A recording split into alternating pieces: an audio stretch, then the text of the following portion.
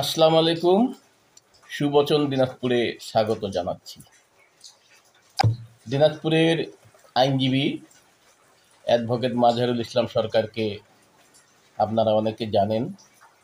উত্তরবঙ্গে তার ব্যাপক পরিচিতি আছে, এমনকি বাংলাদেশেও তার যথেষ্ট পরিচিতি আছে একজন প্রখ্যাত আইনজীবী হিসাবে।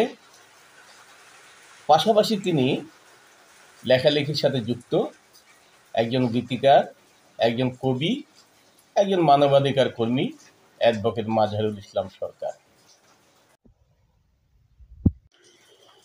আজ আমি অ্যাডভোকেট মাজহারুল ইসলাম সরকারের একটি বই নিয়ে আলোচনা করব। বইয়ের নাম কুহক। সাধারণভাবে কুহক বলতে আমরা বুঝি মায়া, ভেলকি, ইন্দ্রজাল, ছলনা, প্রতারণা। একটি সাপকেও কুহক বলা হয়, আবার অন্ধকার অর্থেও কুহক বলা হয়। তাকে যে বই নিয়ে আলোচনা করব কুহক, এই বইটি সেই দৃষ্টিতে আসলে কি এটা আমরা পর্যালোচনা করব। এটি একটি কবিতার বই কুহক। কুহক 96 পৃষ্ঠার বই, এর মধ্যে 80টি কবিতা আছে। আমি সবগুলো কবিতার নাম হয়তো বলবো না, কয়েকটি কবিতার শিরোনামগুলো একটু আপনাদেরকে শোনাই।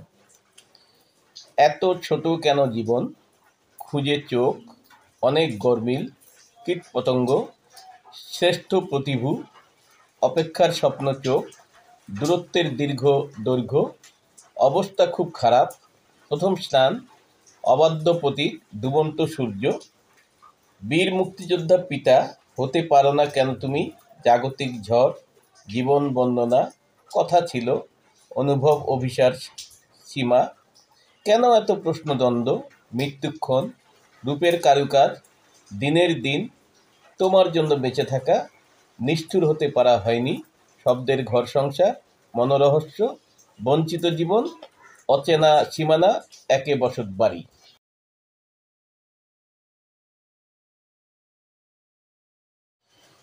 এই যে এতগুলো শিরোনাম পড়লাম এবং যেগুলো পড়ি নাই, তার মধ্যে কোথাও কিন্তু কুহক নামে কোনো কবিতা নেই। বইয়ের নাম কুহক, কিন্তু কোনো কবিতার নাম কুহক নয়।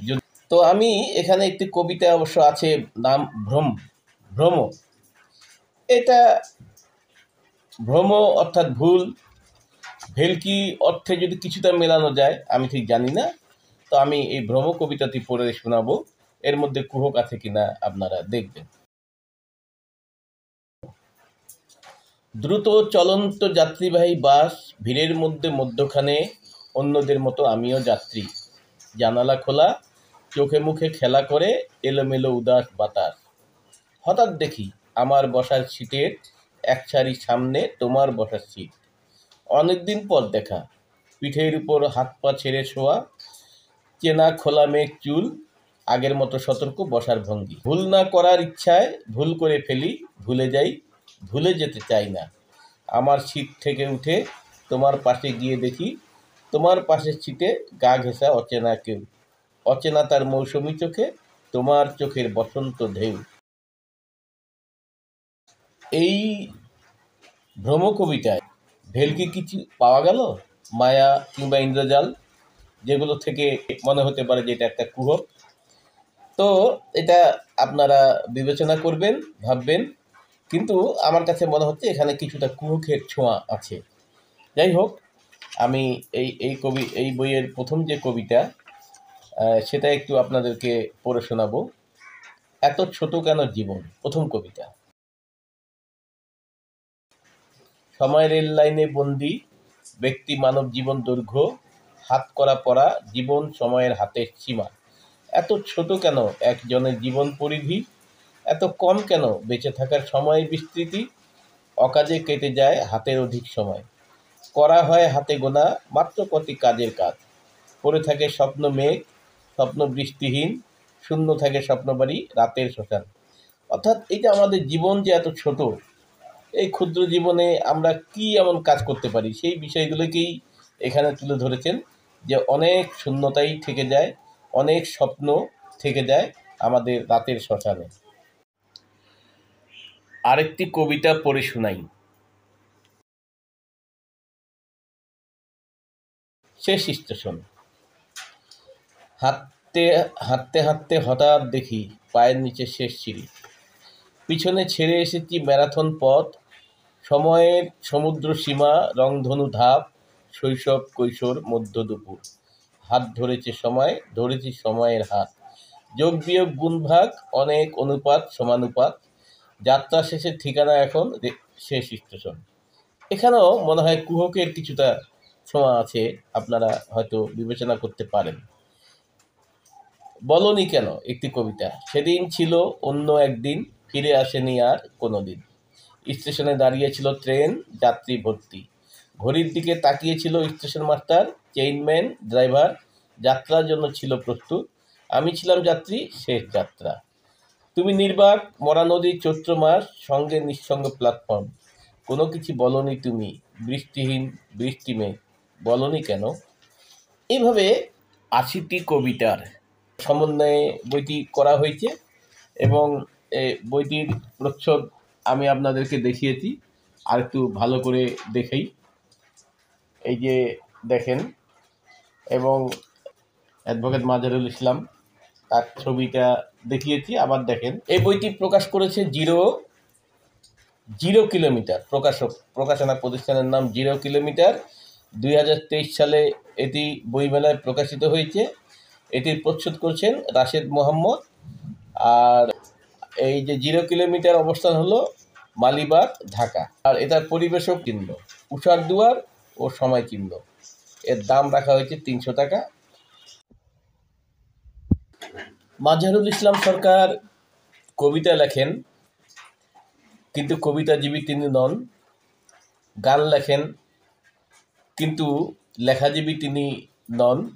তিনি হলেন চেতনাচাষী মানুষ।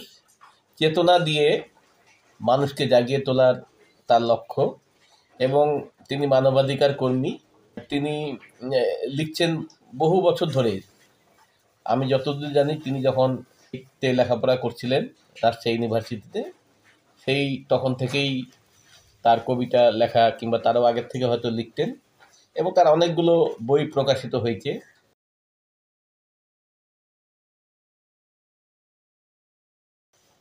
আমি আপনাদেরকে সেই সব বই দেখিয়েছি একটি শর্টে।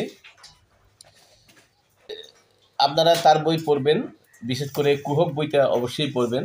এই সাথে তার আরও যে সকল বই আছে সেগুলো আপনারা পড়বেন, এবং মাজহারুল ইসলামকে আবিষ্কার করবেন নতুনভাবে। তিনি লেখেন, কিন্তু প্রচারণায় তিনি বেশি বিশ্বাসী নন।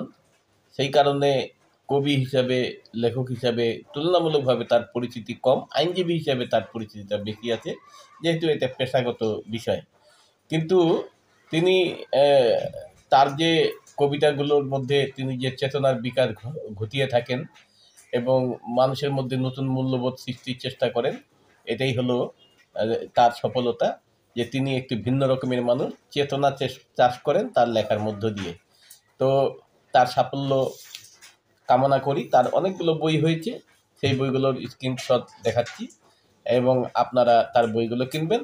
আর কুহক বইটা অবশ্যই একটি ভালো মানের বই। এই বইটি আপনারা অবশ্যই পড়বেন। যদি বইটি পড়েন তাহলে ভালো লাগবে, আমি নিশ্চিতভাবে বলতে পারি।